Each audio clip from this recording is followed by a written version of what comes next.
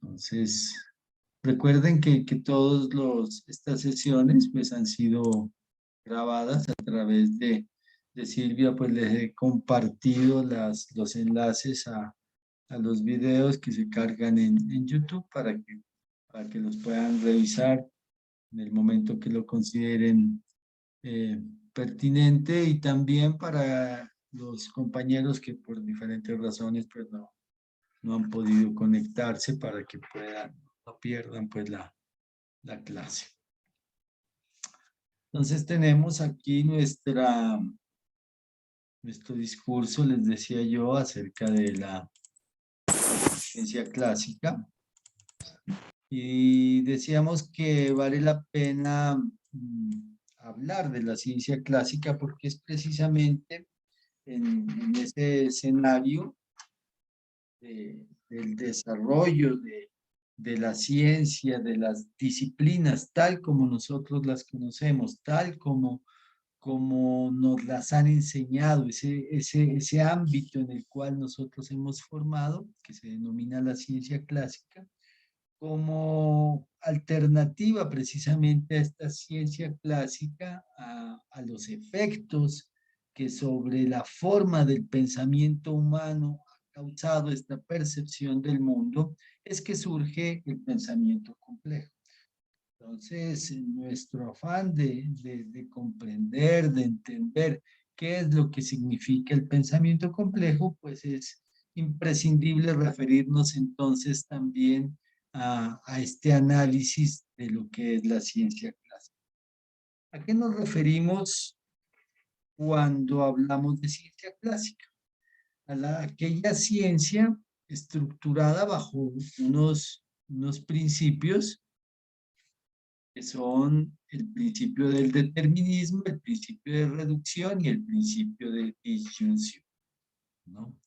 Y esta ciencia clásica es fundamentalmente la que a nosotros nos han enseñado en todo nuestro proceso de formación, desde nuestros primeros años de primaria, de secundaria, todo lo que llevan ustedes de la universidad. Ustedes han sido formados bajo esta estructura de la ciencia clásica. Nuestro programa, que tiene una denominación muy bonita, licenciatura en Ciencias Naturales y Educación Ambiental, pero específicamente el componente de las ciencias naturales, aunque el de la educación ambiental también, pero muy especialmente este de las ciencias naturales, que hace referencia a esos 4 ejes que han sido los estandartes, las puntas de lanza de todo ese movimiento que se conoce como la ciencia clásica, y que son fundamentalmente la física, la química, la biología y las matemáticas, un poco en forma transversal, a pesar de que ella tiene su propia autología, su propia epistemología, su propia verdad, pero es transversal en la medida en que las demás ciencias, la física, la química y la biología, la utilizan como un lenguaje común para poderse comunicar, para poderse desarrollar, para poder inferir todos sus resultados. Entonces, la ciencia clásica ha utilizado a la matemática, que en un inicio, por allá entre el siglo XVI y XVII, cuando Descartes consolidaba toda la estructura del pensamiento occidental, que daría origen posteriormente a esto que denominamos la ciencia clásica, las matemáticas en su momento no eran considerados como una ciencia en sí misma, sino como un auxiliar que tenían las otras ciencias, como un soporte, como un apoyo para poder desarrollar sus estructuras lógicas. Posteriormente ya se configuró en sí misma con esa categoría de ciencias. Más en un inicio, les hablo del siglo XVI y XVII, era fundamentalmente la física la única ciencia posible, ¿no? Posteriormente se desarrolló ya la química con contenidos con un objeto individual y particular, porque recuerden que según la ciencia clásica, para que un campo de estudio sea considerado como ciencia, debía cumplir al menos dos características, o debía cumplir con dos requisitos fundamentales. El primero era que tenga un objeto de estudio, y el segundo, que ese campo del conocimiento tuviera su propio método, ¿no? Primero, que tenga un objeto. Segundo, que tenga un método científico particular y característico. Si un campo de estudio cumplía con esos dos requisitos fundamentales, entonces se podía ingresar a esa categoría magnífica que era la categoría de ciencia. En un principio se decía que solo cumplía la física, posteriormente ingresó la química, ya en el sentido de investigar la estructura de la materia y de las sustancias, y en un nivel de profundidad mayor, pues encontrar la estructura del átomo. La física tenía pues otras consideraciones. En un principio, pues los desarrollos de Newton fueron fundamentales para el avance de la física y para el avance de la ciencia en general. Y entonces todo se orientó fundamentalmente al movimiento, y ese fue el gran aporte que hizo pues Sir Newton para el desarrollo de la física. Posteriormente, con los desarrollos y las investigaciones que se hicieron en biología, con toda la teoría de la evolución, el desarrollo de las distintas especies, pues entonces emerge también la biología con su propio objeto de estudio, de estudiar la vida y los seres vivos. Ustedes lo ven ya un poco diferente del objeto de estudio de la física, del objeto de estudio de la química.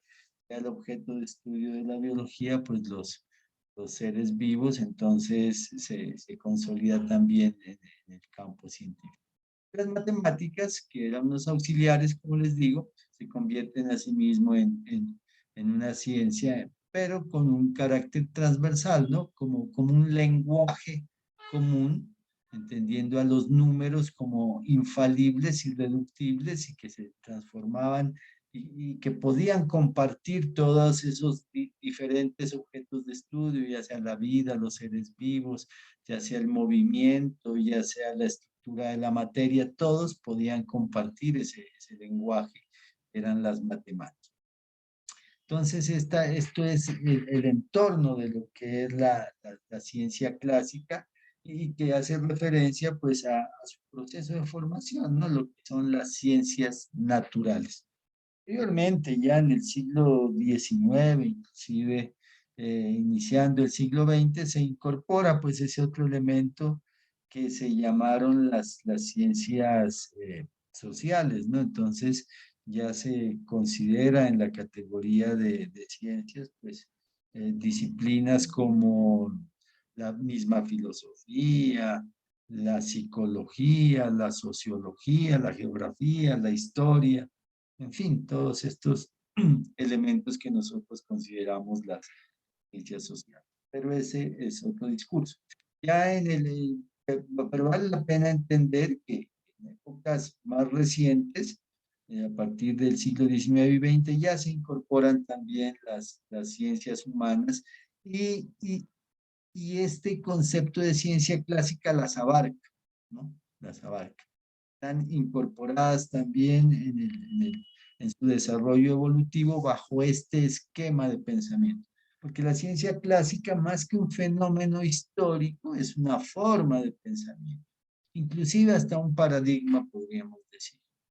Entonces, bajo ese paradigma, bajo ese enfoque, o bajo esa epistemología, es decir, bajo esa forma de acercarse al conocimiento que representa la ciencia clásica, estaban en un principio las ciencias naturales, pero después se incorporaron también las ciencias sociales. Y entonces bajo esta forma de entender el universo, bajo esta forma de acercarse al conocimiento, esta ciencia clásica tiene estos tres principios, les decía. El principio del determinismo, el principio de reducción y el principio de disyunción. ¿Qué es el principio del determinismo dentro de esta visión de la ciencia clásica? Tiene dos características fundamentales. Quiere decir que el conocimiento es absoluto y es generalizado. ¿Cuál es la aspiración de la ciencia en el marco de este principio? Que sus descubrimientos, sus avances, sus resultados de investigación puedan ser absolutos y puedan traducirse a leyes que, que sean generales, ¿no? Es el máximo logro de la ciencia, sea en la física, la química, la biología, las matemáticas, y ahora también en las ciencias humanas, en la psicología, en la sociología, la antropología, en cualquiera de las ciencias, es lograr resultados, teorías o afirmaciones que tengan ese carácter, ¿no? Absoluto, determinado y que se puedan generalizar. Es decir, que si en psicología se afirmaba que el comportamiento de los seres humanos está condicionado por el sexo, como decía Freud, eso sea general, sea absoluto y sea determinado y se pueda cumplir en todas las condiciones posibles. Ese era el gran afán de la ciencia. ¿Sí? Se lograba eso, pues se podía consolidar como una nueva ley y como una afirmación, resultado, pues obviamente, de muchísimo proceso de investigación. Sin embargo, aquí es bien interesante y en el marco de este principio de determinación y un poco en contravía, pero para colocarlos a ustedes en la perspectiva de lo que debe ser el conocimiento, recordar que hay 4 momentos epistemológicos de la conciencia en el momento de acercarse al conocimiento. ¿Y cuáles son esos 4 momentos epistemológicos? Un momento epistemológico es el saber, cuando yo como ser humano, pero más precisamente como científico, como investigador, ya desde la perspectiva de este análisis que hacemos de la ciencia clásica, pero que podría servir en nuestra función básica de ser humano. Aquí nos vamos a enfocar en ese ser humano científico. Está el saber, todo lo que nosotros sabemos, lo que conocemos. Está también el otro momento epistemológico que es el no saber. Porque hay cosas que sabemos, no sabemos. El tercer momento epistemológico es saber que no se sabe, que es diferente de no saber, ¿no? Entonces, verán, recogemos. Lo primero es, primer momento epistemológico es saber. El segundo momento epistemológico es no saber. El tercero es saber qué es lo que no se sabe.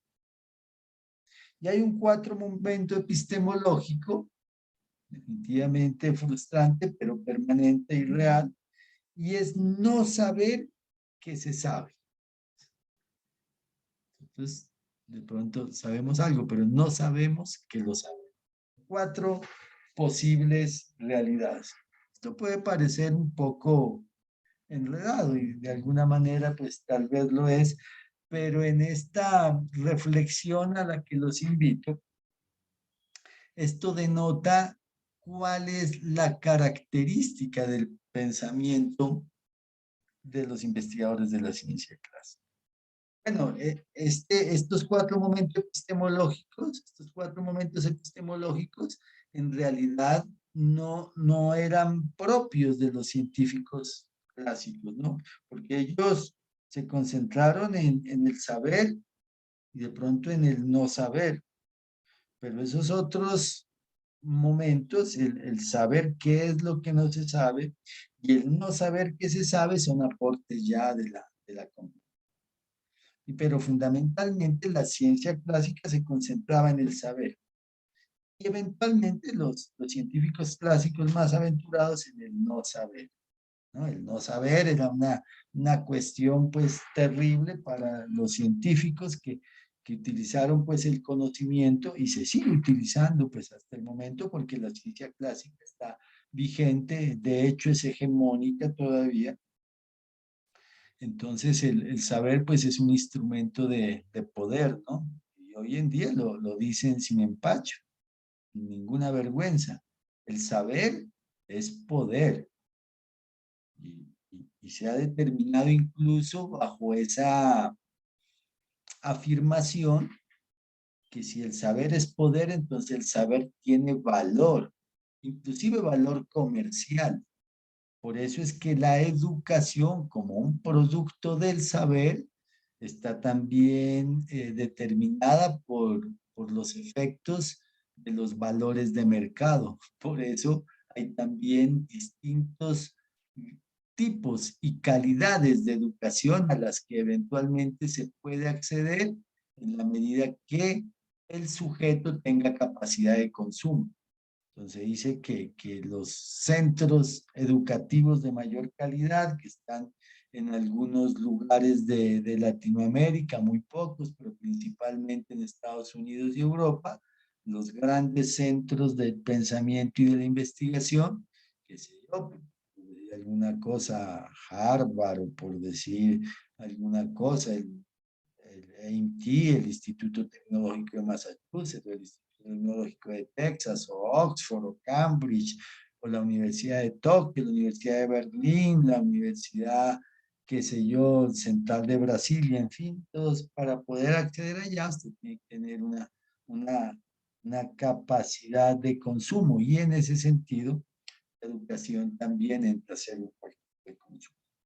Entonces ahí pues les voy dejando estas perlitas para que después las analicemos con mayor eh, determinación. Pero en este sentido, pues la ciencia clásica tiene ese afán, esa aspiración, ¿no? Poder llegar a lo absoluto y a lo generalizado, ¿no? Pero al llegar a lo generalizado, a lo absoluto, cuando usted llega a ese momento de ahí para allá, pues ya no puede seguir, ¿no? Eso es lo que causó en su momento que la ciencia clásica se estancara, porque si usted ya llegó a ese principio de determinar un fenómeno como absoluto, lo caracterizó, identificó, no ha permitido ninguna emergencia diferente. Cualquier cosa que se salga de esa generalización que usted ha hecho es considerada como un error, ¿no? Algo debe estar mal cuando los fenómenos no se ajustan a las leyes que usted ha creado en cualquier área de la ciencia, sean naturales o sociales, ¿no? Entonces, la ciencia clásica en ese, digamos, ¿qué podría decir? ¿Qué adjetivo utilizar? En esa arrogancia, entonces determina que sus postulados son absolutos y que sus leyes son generales y aplican para todo. Y cualquier fenómeno que no se ajuste a esas leyes es un error. Entonces, ese es el primer principio de la ciencia clásica. El segundo principio de la ciencia clásica es el principio de reducción, ¿no? ¿Y a qué hace referencia el principio de reducción? Hace referencia al hecho de buscar los elementos primarios, ¿no? Los elementos fundamentales de las ciencias. En el caso de la química, por ejemplo, buscar cuál es la estructura del átomo y en el caso de la biología, pues el elemento fundamental se consideró el ADN, ¿no? Entonces, el buscar en esas generalidades que son fenómenos tan trascendentales como la estructura de la materia, tratar de encontrar ese ladrillo, ¿no? Ese elemento fundamental del cual están construidas todas las cosas en el universo. Y por el otro lado, en el fenómeno maravilloso de la vida, tratar de entender cuál es la unidad básica de eso que consideramos el ser vivo, lo biológico, y en ese sentido, pues hay un ejemplo que es precisamente, ¿no? Entonces, este principio de reducción, como una de las características de la ciencia clásica, hace referencia a una necesidad que tenían los científicos clásicos de tomar las teorías generales, de tomar la complejidad que tiene la realidad y poderla reducir a sus elementos primarios, pero no solo en función del entendimiento de su estructura, como ponemos aquí el ejemplo del átomo y del ADN, no solo en eso, sino que el principio de reducción se puede también entender como un principio de la simplificación. Entonces se nos vendió la idea de que entre más simple, de entre más sencillo, que entre más básico era mejor. Esa es una idea que nos han vendido también la ciencia clásica. Y en esa estructura de pensamiento hemos sido formados. Y se trata de reducir, entonces se trata de interpretar esa realidad del mundo, esa realidad de los ecosistemas, ¿no? De esa interacción fascinante entre seres vivos, entre esos elementos abióticos, entre las cadenas tróficas, entre los flujos de energía, entre los ciclos biogeoquímicos y también dentro de la sociedad que tiene sus elementos, que tiene sus interacciones, que está mediado por eso que llamamos cultura, que es también esa expresión de la conciencia individual y colectiva, que es supremamente compleja. Como lo complejo no estaba en el entendido, en el escenario del pensamiento de los científicos clásicos, decían, esos enredos solo se pueden estudiar en la medida que nosotros simplifiquemos la realidad. Entonces, el principio de reducción era ese afán de los científicos clásicos de simplificar la realidad. Pero ese afán no era un afán, por decirlo de alguna manera, maligno, en el sentido de que a propósito querían, digamos de alguna manera, falsear la información que nos proveía la realidad o los ecosistemas o la sociedad o la cultura, sino era una necesidad ontológica, filosófica, una necesidad primaria de entender el mundo. Entonces, en esa necesidad de entender el mundo, y teniendo en cuenta pues la complejidad del mismo, entonces hicieron este afán de la reducción. Y producto precisamente de esta reducción y en ejercicio de este principio de la ciencia clásica es que nacen las disciplinas, ¿no? Porque la ciencia y el conocimiento fundamentalmente es uno solo. Pero las disciplinas nacen precisamente de este principio de reducción, de coger esa realidad compleja y empezarla a diseccionar, empezarla a dividir, empezar a generar compartimientos, y a cada uno de esos compartimientos los bautizaron con el nombre de las distintas disciplinas, ¿no? Por eso cuando se conocían las plantas, por ejemplo, por poner un ejemplo, entonces se hizo un campo disciplinar para la botánica. Al conocer las plantas, hizo un campo disciplinar para la fitopatología, que es las enfermedades de las plantas. Se hizo un campo especial para la fisiología, es decir, para ver cómo funciona la fisiología vegetal, cómo funcionan las plantas. Se hizo un campo especial para ver, qué sé yo, la, la, ¿cómo se llama? La, ya dije lo de las enfermedades, que era la fitopatología, la fisiología, la botánica, está la taxonomía vegetal, para ver cómo están, cómo se clasifican los distintos tipos de plantas según pues sus características fenológicas, o sea, lo que expresan ellos externamente.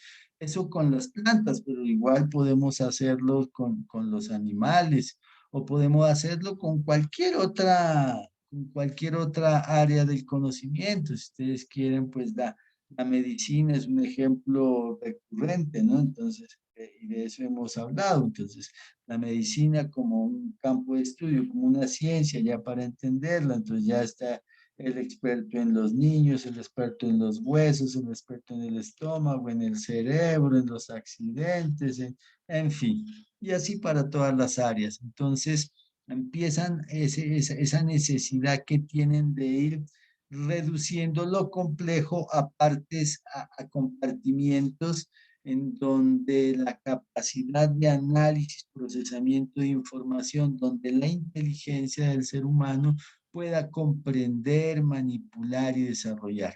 Entonces, este fue una de las formas que encontraron los científicos clásicos para entender el mundo, para entender el universo, para entender cómo funciona eso que llamamos el fenómeno de la realidad, que algunos llaman el fenómeno de la naturaleza y que yo prefiero llamar el fenómeno de la relación ecosistema-cultura.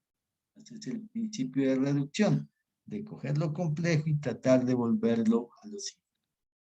En la química, pues fue un ejemplo paradigmático el tema de entender el átomo, inclusive le pusieron ese nombre, ¿no? Que tiene su origen griego, átomo, o sea, sin división. Que es sin tomo, que es estructura, o sea, sin estructura, sin división, que es único. Es un elemento fundamental. Sin embargo, ya pues a finales del siglo XIX y a principios del siglo XX, pues empieza ya la gran pregunta, ¿no? Que si los átomos se podían, y específicamente algunas partículas subatómicas, comportarse como corpúsculos o como ondas, ¿no? Y apareció el tema de los fotones. Los fotones, entonces el fotón decían es una partícula o es una onda y entonces descubrió que había a veces que tenía características de partícula y tenía también características de onda. Al tener características de onda, pues no era una partícula y si no era una partícula, no era materia, ¿no? Entonces fueron una de las grandes investigaciones. Y aunque este afán de reducir lo complejo a elementos más simples, en su momento causó que se detuviera ese avance de la ciencia en el sentido de poder entender los fenómenos del mundo. Aquí surge una contradicción supremamente interesante. Es precisamente en el desarrollo de esos avances disciplinares, especialmente de la física, de la química, que se logran los grandes descubrimientos que están transformando la forma de ver y de entender el mundo y grandes descubrimientos que también le dan sustento al mismo pensamiento complejo.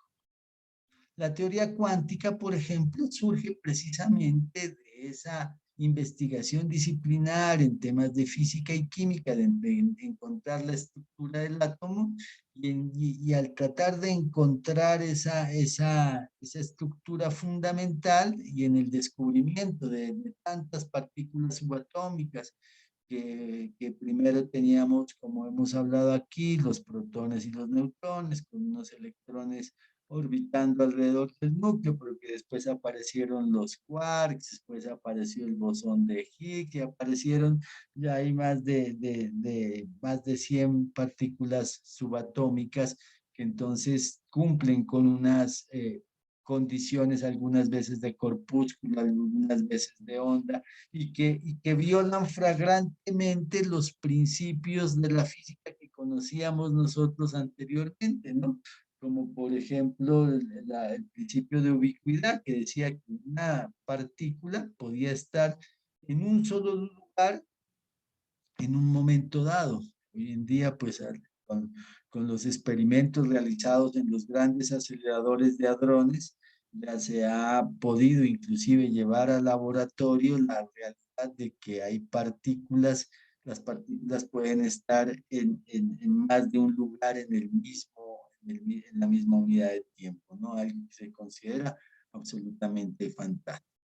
En ese mismo orden de ideas, pues está el fenómeno de la vida alrededor del ADN, de cómo esas moléculas, esas proteínas, al adenosín, el guasin, fosfato, esas cuatro moléculas se pueden mezclar de tal manera que unas proteínas que en forma aislada pues no podían representar mayor cosa, pero que unidos en unos códigos con una información particular, pues dan origen a ese maravilloso fenómeno de la vida, y no solo a la vida como un producto de emergencia, sino también como un producto de enorme diversidad. Por eso hay formas de vida tan diferentes, ¿no? Y esas distintas formas de vida están determinadas precisamente por las relaciones que esos sistemas, que son en principio unicelulares, y no por ser unicelulares son simples, son extremadamente complejos.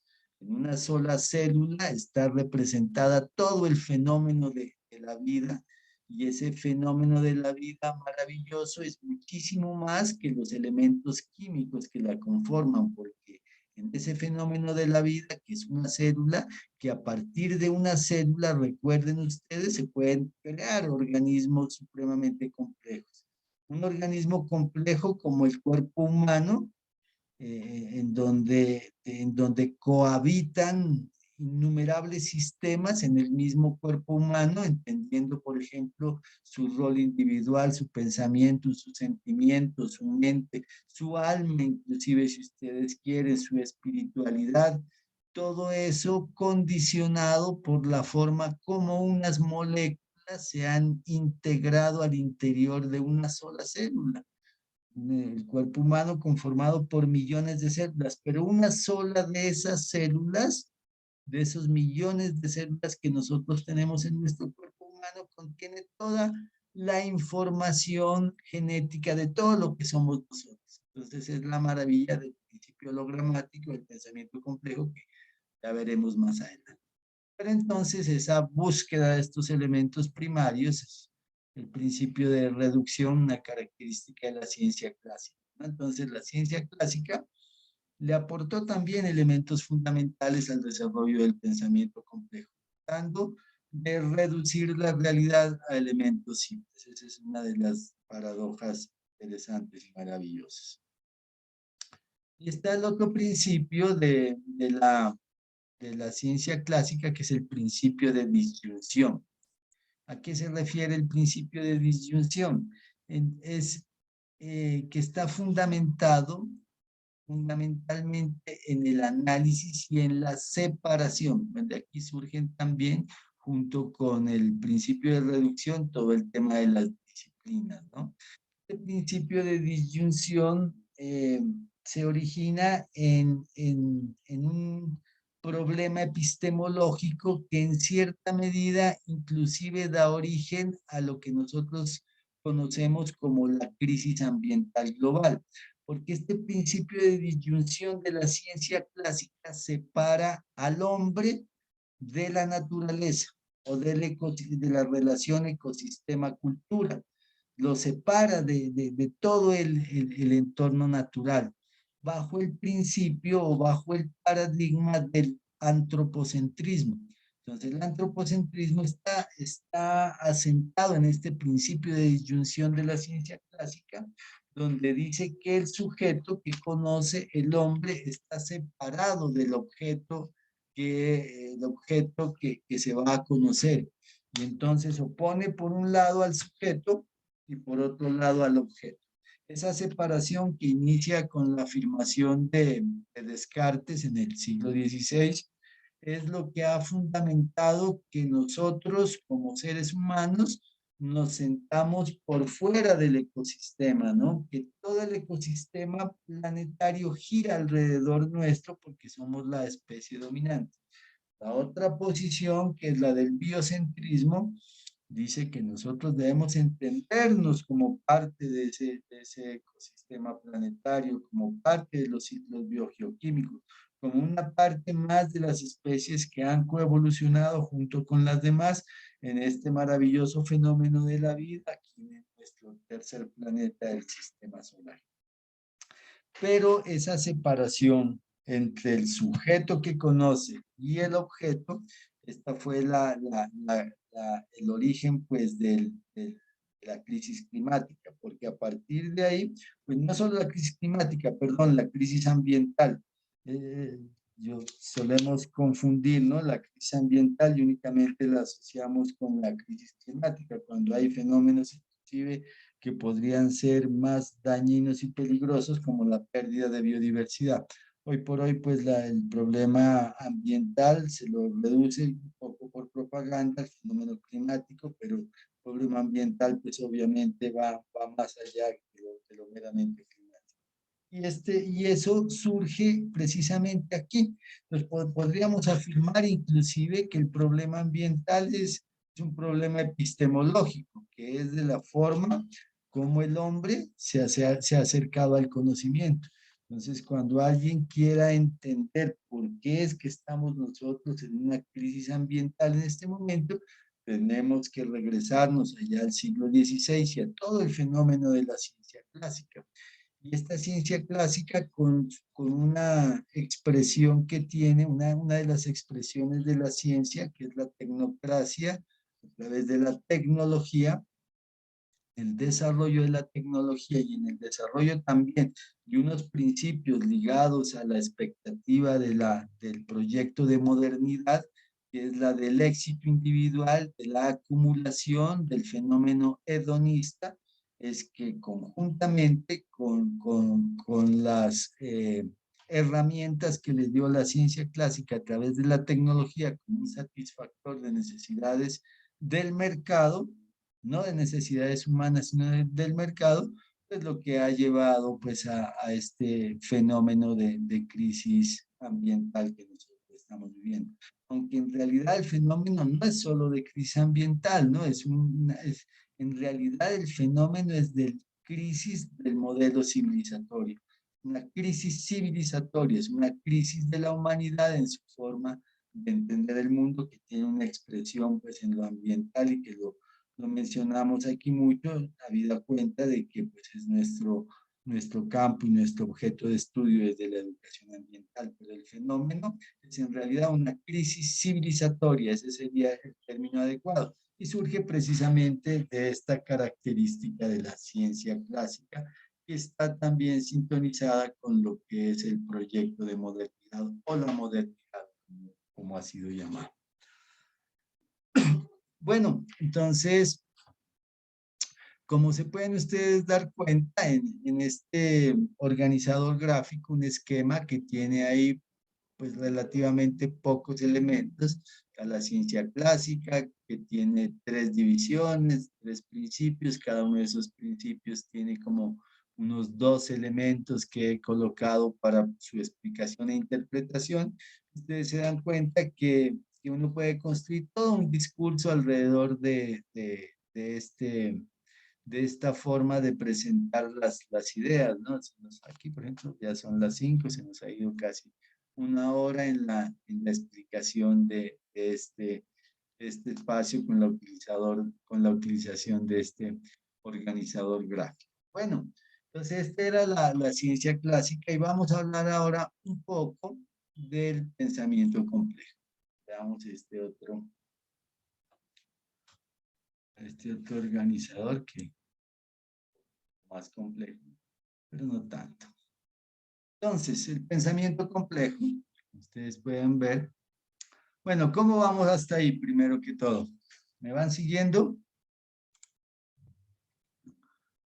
Los vengo a ver, hay 13, ya han desertado algunos, en un ratico me descuido, vuelvo a la pantalla y se me van.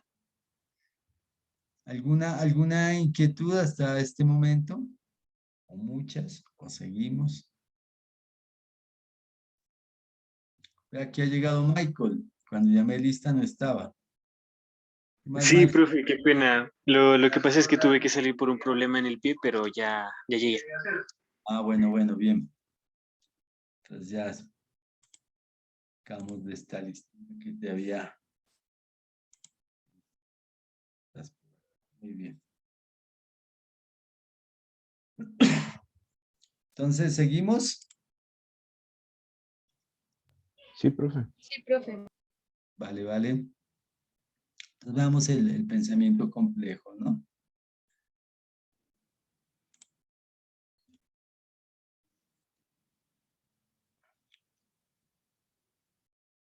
Entonces, desde esta primera perspectiva, este acercamiento al pensamiento complejo, vamos a ver unos principios que caracterizan y orientan nuestro entendimiento de lo que es el pensamiento.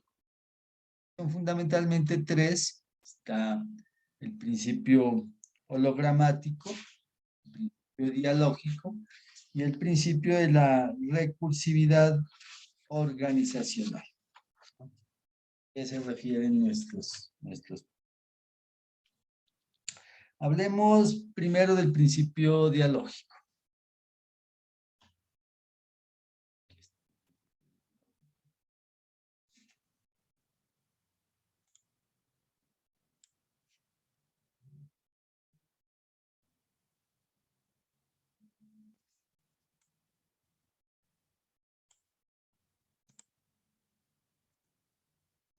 ¿Está?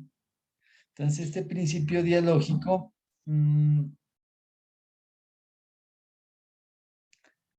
lo podríamos explicar, por ejemplo, con un organismo vivo, ¿no?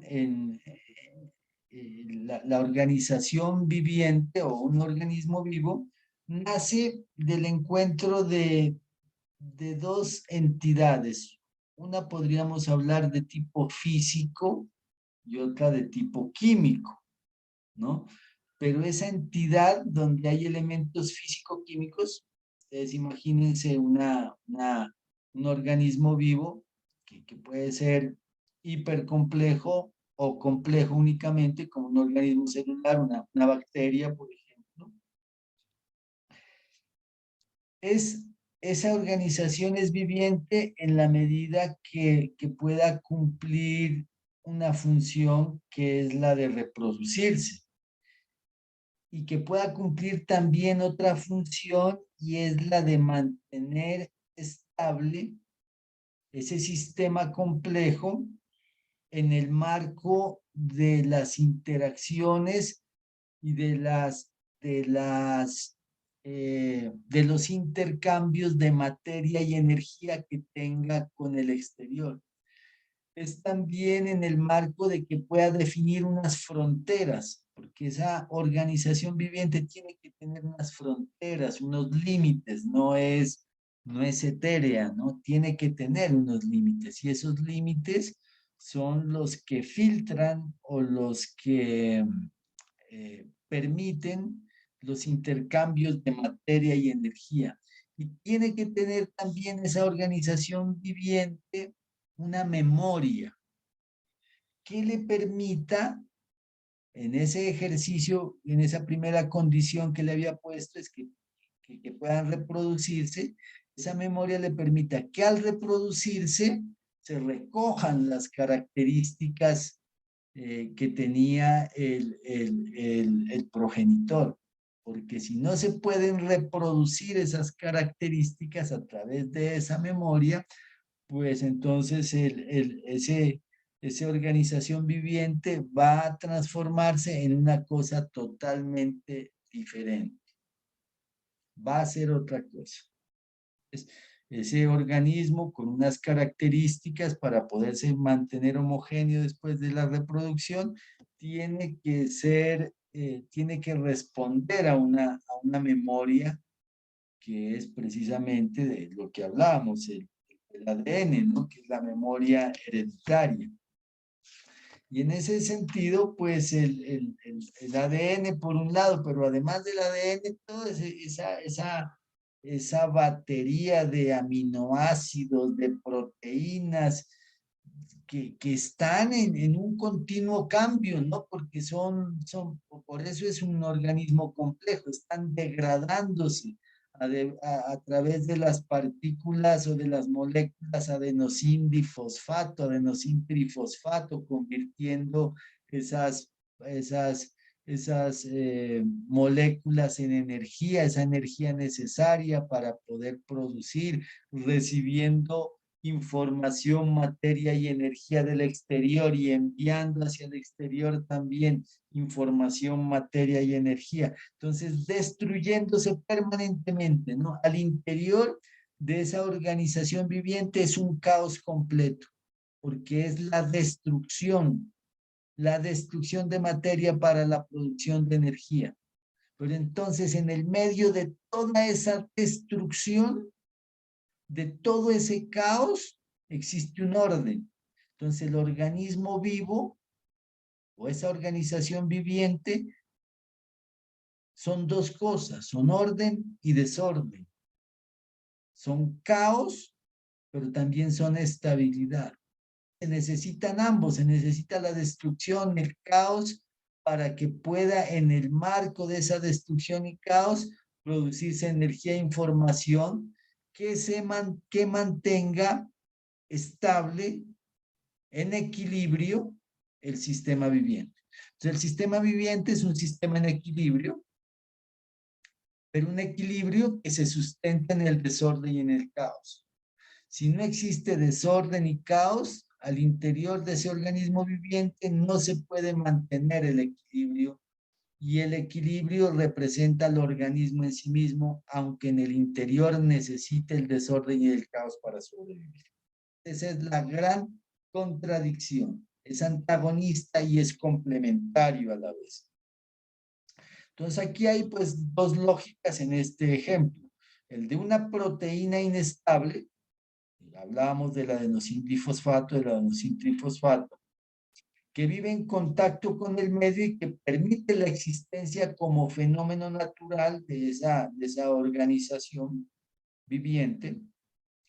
Y hay otra conjunto de proteínas que asegura la reproducción, que esa tiene que ser necesariamente estable, porque si no, como les decía, esa memoria, si no existiera esa memoria, pues sería una evolución totalmente desorganizada y cada célula en su siguiente fase de reproducción se convertiría en una cosa totalmente diferente, con otras funciones. De una u otra manera, la evolución se da precisamente porque algunas muy pequeñas variaciones en los fenómenos de reproducción de esa organización viviente cambian, pero en su contenido absolutamente mayoritario se mantiene. Esas pequeñas variaciones, esas mutaciones son lo que han permitido la evolución de todas las especies, incluida la especie humana. Las pequeñas mutaciones son las que en el proceso de reproducción, eso es lo que han originado, por ejemplo, las distintas cepas del virus del COVID-19. Eso es que hablaron de la alfa, la beta, la delta, la gamma, y hoy están hablando del omicron y del porcelamicron y de todas esas. Y con este omicron, que es el que mayor reproducción tiene, en muy poco tiempo seguramente, por ese gran nivel de reproducción, seguramente tendrá que mutar a otra cepa que no sabemos qué características tenga, ¿no? Por lo menos esta cepa del Omicron con alto nivel de contagio, pero un nivel de impacto sobre los síntomas en los seres humanos pues más bajo, ha ayudado de una u otra manera a que estemos más cerca de la inmunidad de rebaño, ¿no? Pero otra mutación posiblemente genere otras características que de pronto no sean tan deseables para el ser humano. Pero entonces esa es la gran contradicción, que esas mismas moléculas en últimas, decías, son las mismas moléculas, ¿no? Se pueden ser las mismas moléculas, solo que la forma de organización de unas está destinada para el desorden y el caos y la forma de organización de otras está destinada para reproducir información que permite el fenómeno que conocemos como la herencia. Y estos dos fenómenos no es que estén yuxtapuestos, sino que son absolutamente necesarios el uno para el otro. Ese es el fundamento del principio dialógico que hemos tomado en este ejemplo de la organización viviente. Entonces, los dos principios, el de la reproducción transindividual y de la existencia individual, son complementarios, pero a la vez son antagonistas. Ese es el fenómeno. Son complementarios porque se necesitan, pero son antagonistas porque mientras uno tiende al caos, el otro tiende al equilibrio. Si quieren, este fenómeno se podría explicar también en otro nivel de organización, que es el nivel de organización social, de los fenómenos sociales. Veamos una estructura de la sociedad que es la familia, ¿no? La familia es una organización también compleja y nosotros mismos podríamos eventualmente oponernos a nuestra familia y preferir nuestro interés a alguno, como padres, a alguno de nuestros hijos, o como hijos, a alguno de nuestros padres, ¿no? Y entonces aquí se presenta un principio dialógico también. Y entonces el orden y el desorden debe ser concebido necesariamente en esos términos dialógicos. Aunque se podría pensar que el orden y el desorden son enemigos, y que donde hay desorden, pues y llega el orden, el uno suprime al otro, eso se podría pensar, pero hay en ciertos casos, especialmente en los sistemas complejos, en donde el orden y el desorden se colaboran y son precisamente esa colaboración los que producen la organización y la complejidad. Entonces, el principio dialógico, desde el pensamiento complejo, nos permite mantener la dualidad en el seno de la unidad. La dualidad del antagonista con lo complementario y se asocian esos dos elementos. El segundo principio que lo denomina Edgar Morin, el principio de recursividad organizacional, que lo he representado yo con este símbolo. No sé, ¿qué les recuerda a ustedes ese símbolo? ¿Alguien tiene algún comentario? ¿Qué les recuerda este símbolo del principio de recursividad organizacional del pensamiento complejo? ¿Al churo cósmico?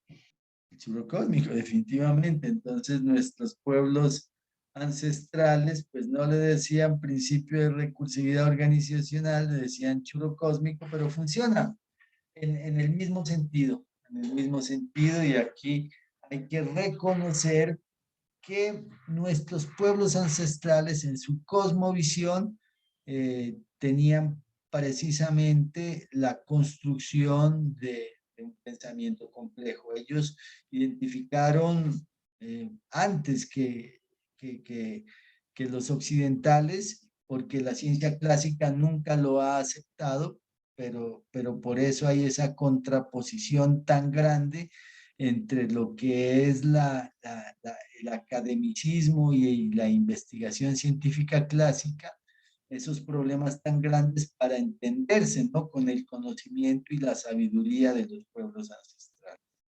porque funcionan bajo distintos esquemas de pensamiento. Entonces, lo que Edgar Morin llama principio de recursividad organizacional, pues, nuestros pueblos ancestrales, acá lo denominábamos el churro cósmico.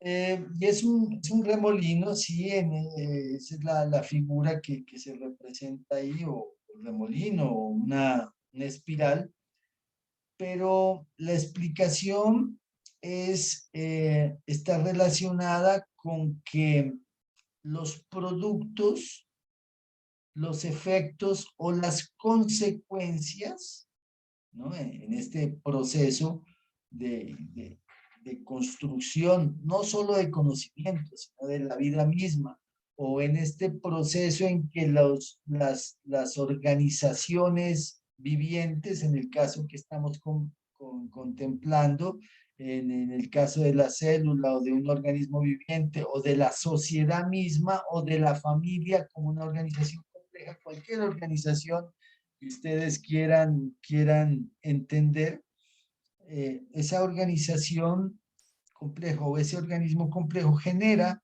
unos productos, unos efectos y unas consecuencias, pero esos productos y esos efectos son al mismo tiempo causas y productores de aquello que los produce. A diferencia de la ciencia clásica, que es lineal, ¿no? La ciencia clásica sí sigue un proceso en un solo sentido, lineal, y que para poder llegar de un punto A un punto B, usted tiene que recorrer el camino más corto, que es la línea recta. Eso nos lo han enseñado permanentemente. El principio de recursividad organizacional nos dice que para llegar de A a B hay múltiples caminos, y que B se puede convertir en A en un momento dado, en un momento determinado, y de hecho eso es lo que propone fundamentalmente, que es un proceso recursivo, ¿no? Donde si hablamos en el ejemplo del individuo, de un ser vivo, nosotros somos productos como seres humanos, cada uno de ustedes como individuos, las personas que me están escuchando, jóvenes, señoritas, cada uno de ustedes son el producto de un proceso de reproducción que es anterior a ustedes mismos. Pero a la vez que somos producidos, nosotros somos productores de un proceso que va a continuar, porque no podemos abstraernos de nuestra función de especie. Bueno, algunos de ustedes me dirán, bueno, yo no voy a tener hijos. Así dicen, ¿no? Muchos jóvenes que no quieren tener hijos, pero hay quienes que sí, los que van a cumplir esa función de reproducir a la especie.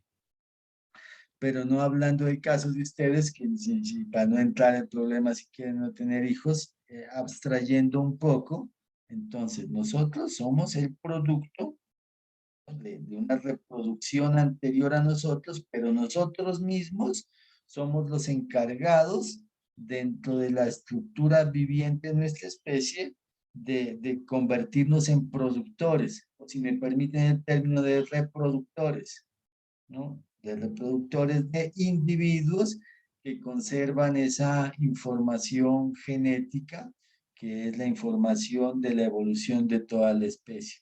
Y esta idea pues es válida en el ser vivo, pero también en lo social, ¿no? Porque la sociedad en su conjunto, ponemos o el conjunto, pongamos, de los estudiantes de la Universidad de Nariño, los estudiantes de la Universidad de Nariño, como esa comunidad, digámoslo así, es producida por la interacción entre todos estos individuos, ¿no? Entonces, los estudiantes de la Universidad de Nariño, todos ustedes, en cierta medida son producto de las interacciones que se dan entre ustedes, de ustedes con los profesores, con los directivos, con sus familias, con la sociedad en general. Y entonces esa comunidad de estudiantes, ¿no? Una vez ya producida, porque existe la comunidad de estudiantes de la Universidad de Nariño, retroactúa sobre cada uno de ustedes y los determina. Hace de ustedes unas personas con unas características particulares. Es decir, ustedes, si han estudiado en la Mariana, en el CESMAG, en la Remington, en cualquier otra parte, pues no fueran lo que son. Ustedes son determinados por esas interacciones, por el hecho de pertenecer a esa comunidad de la Universidad de Nariño. Pero esa comunidad de la Universidad de Nariño también, como comunidad, está determinada por las acciones que cada uno de ustedes haga individualmente. Y aquí surge pues una contradicción en el sentido de, pero una contradicción no vista como en el aspecto negativo, sino una contradicción como característica de las que hablábamos acá en el principio dialógico. Entonces, la contradicción, en donde hay al mismo tiempo antagonismo y complementariedad, ambos necesarios, es de que de esta comunidad de estudiantes de la Universidad de Nariño determina a cada uno de los individuos en su forma de ser y los individuos en sus características, en sus decisiones particulares, determinan cómo es esa comunidad de estudiantes. Son interdependientes, el individuo y la comunidad. Entonces, los individuos producen la comunidad y la comunidad produce a los individuos. Entonces, a la vez, nosotros somos al mismo tiempo productos y productores. Entonces, esa es la idea que rompe, esta idea de recursividad rompe esa idea lineal de la ciencia clásica de causa y efecto, de producto y productor, de estructura, superestructura, y pasamos a que todo es producido en una forma autoconstitutiva, autoorganizada y autoproductor. Nosotros somos producto y efecto al mismo tiempo, somos causa y somos productores al mismo tiempo. Y entonces otra de las características del pensamiento complejo en la forma de entender el mundo. Y tenemos otro principio, que es el principio hologramático. Y este tiene como tres acepciones, podríamos decirlo así. Una es que el todo es más que la suma de las partes.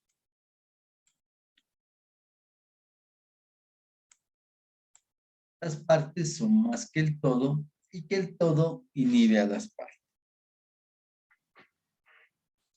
Vamos a ver de qué es que se trata este discurso.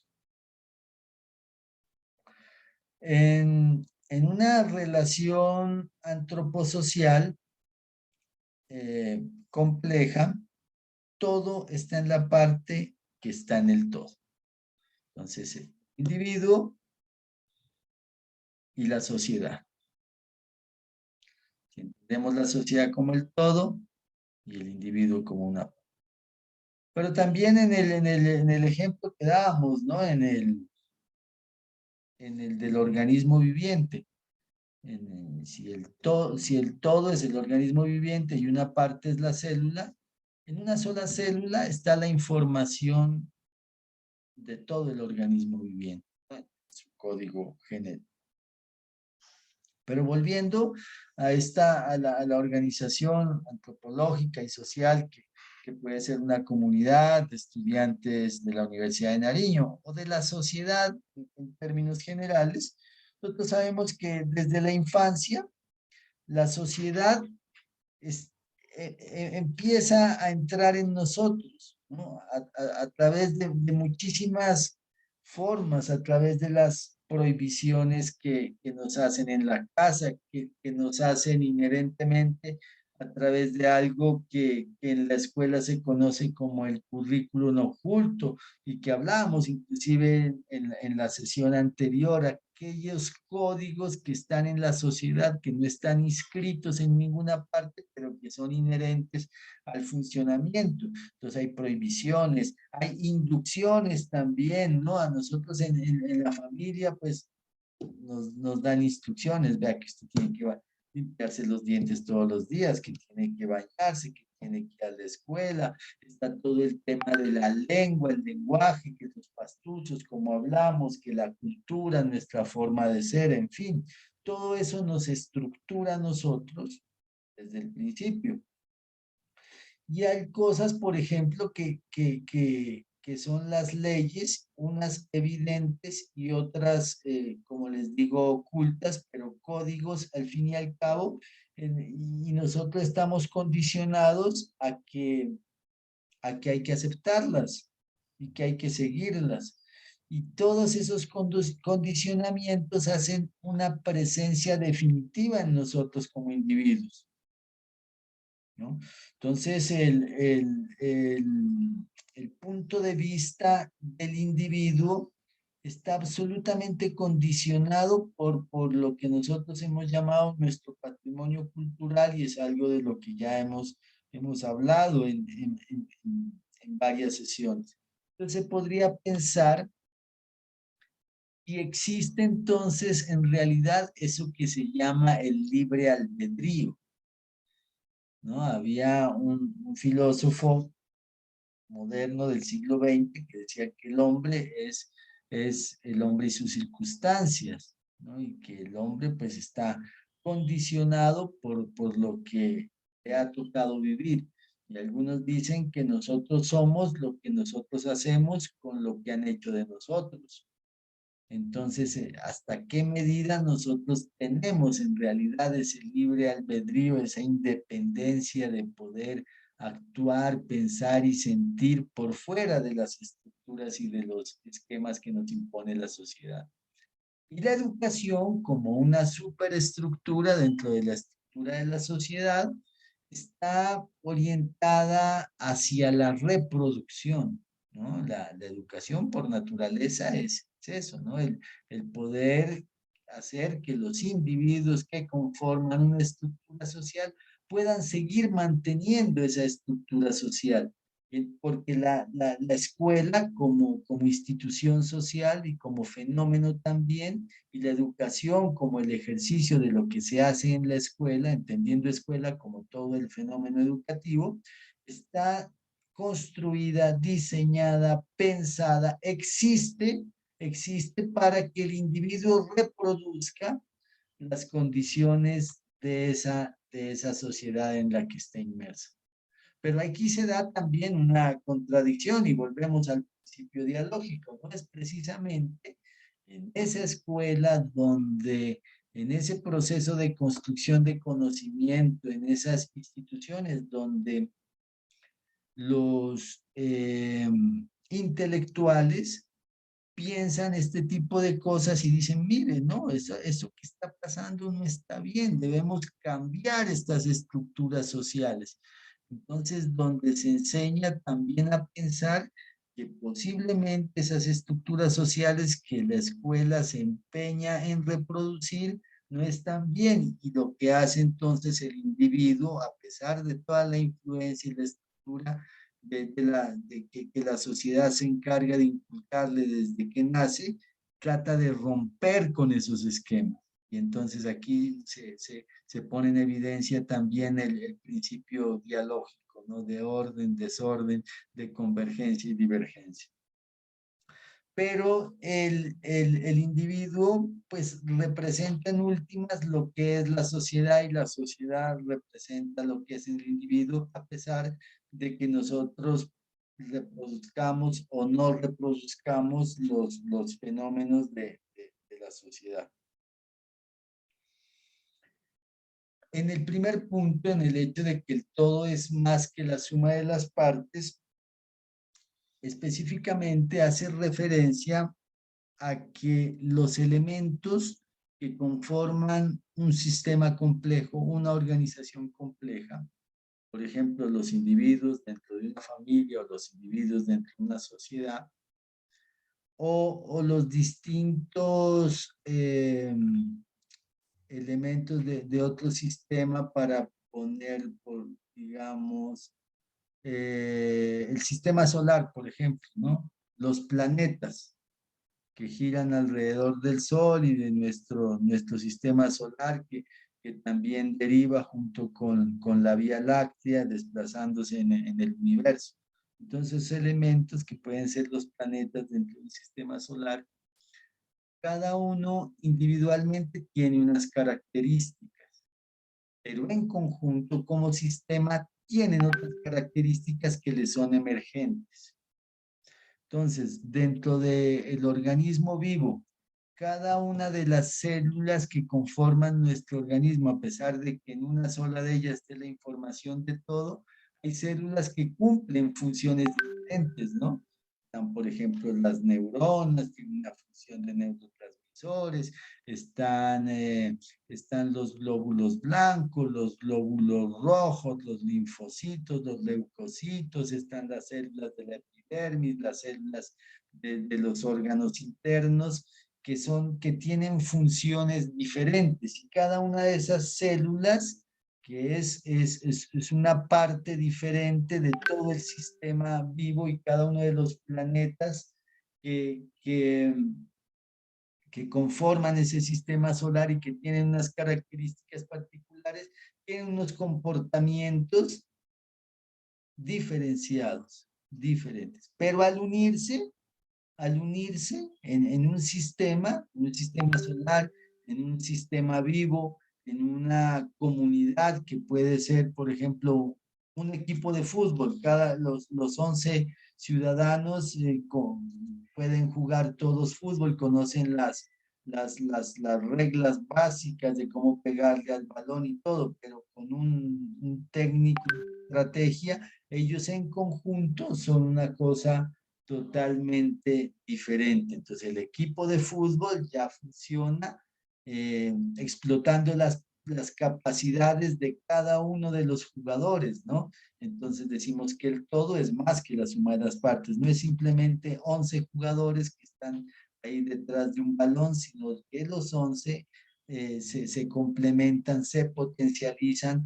El señor que sabe hacer los pases pone el pase al señor que sabe correr más rápido, o al señor que sabe saltar más alto, o el señor que sabe defender. Entonces, conjuntamente, el todo se conforma más que en la suma de las partes. Y las partes son más que el todo, claro. El todo en sí mismo, el equipo de fútbol, para sacar ese ejemplo, que pueden surgir muchos, el equipo de fútbol, que es el todo, tiene una forma de organización fundamental, y que puede cumplir unas funciones en determinadas circunstancias superior a la que pueden hacer unos individuos, pero las partes podrían eventualmente también ser más que el todo, ¿no? Ellas, como en el ejemplo del equipo de fútbol, un jugador, un ser humano con unas características particulares, puede ser mucho más que un equipo de fútbol, ¿no? Porque además de sus características como jugador, tiene otras características emergentes. Puede ser todo un líder, ya sea al interior del equipo, puede tener otras habilidades, puede ser un artista, puede ser un intelectual, puede ser un científico, puede lograr muchísimas más cosas que las que puede lograr ese equipo de fútbol, de la cual él es parte. Entonces, las partes tienen unas cualidades, ¿no?, que pueden ser diferentes a las del equipo de fútbol. Entonces, ese jugador de fútbol, que puede tener otras características, como les digo, al mismo tiempo ser un intelectual, un artista, un científico, un líder social, qué sé yo, muchísimas cosas, características posibles en un ser humano. Entonces las partes pueden convertirse más, pueden lograr más que lo que hace el equipo de fútbol, porque el equipo de fútbol, pues puede, en últimas, es jugar fútbol, porque para eso está diseñado, pero las partes eventualmente se pueden convertir en otra cosa. Y la otra característica del principio hologramático del pensamiento complejo es que el todo inhibe a las partes, y un poco relacionado con el elemento anterior, aunque un jugador de ese equipo de fútbol pues pueda tener todas esas características, ser un artista, ser un intelectual, ser un escritor, un pintor, ser un científico, ser un microbiólogo, ser un físico teórico de partículas, en fin, un líder social. Esas características de la parte las inhibe el todo, porque le dicen, no, maestico, a mí no me interesa que usted sea un físico de partículas. A mí me interesa que usted sea aquí jugador de fútbol. Entonces, de todas las características que usted tiene, necesito que las inhiba para que funcione aquí dentro del equipo de fútbol, ¿no? En una banda de rock, ustedes recuerdan de nuestro rock clásico, hay grandes guitarristas de las grandes, no solo guitarristas, pues bateristas, los músicos, cantantes de las grandes bandas de rock, de las clásicas que tienen, son astrofísicos, que son, bueno, que se dedican a cosas diferentes a lo que es el arte de la música, pero ya para participar en la banda, pues no les sirve, sino que interprete su instrumento y que esté a tono con la banda para expresar. Aquí se inhibe ese otro componente de las demás partes. Todo inhibe la emergencia de las características de las partes. Entonces a eso se refiere el principio logramático. Entonces también, como en el caso anterior, podemos ver que con este sencillo gráfico, donde tenemos unas interacciones, podemos colocar algunas figuras, unos comentarios, algunas flechas, algunas secuencias, podemos explicar muchísimas. Entonces, no sé si hay algún comentario acerca del pensamiento complejo y los tres principios, el principio dialógico, el principio de recursividad y el principio hologramático. ¿Una pregunta, alguna inquietud?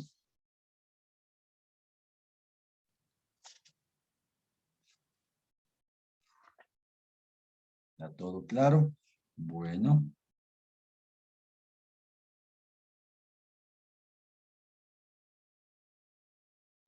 Bueno, en todas estas explicaciones, pues se nos ha ido el tiempo, entonces vamos a ver si alcanzamos al menos la exposición de un grupo de su trabajo. Faltan 20 para las 6, creo que alcanzamos para que algún grupo nos comparta su trabajo. No sé si voluntariamente algún grupo quiere exponer o lo elijo yo.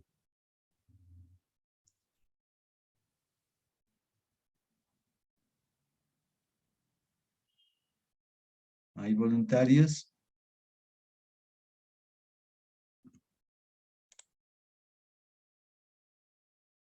Parece que no.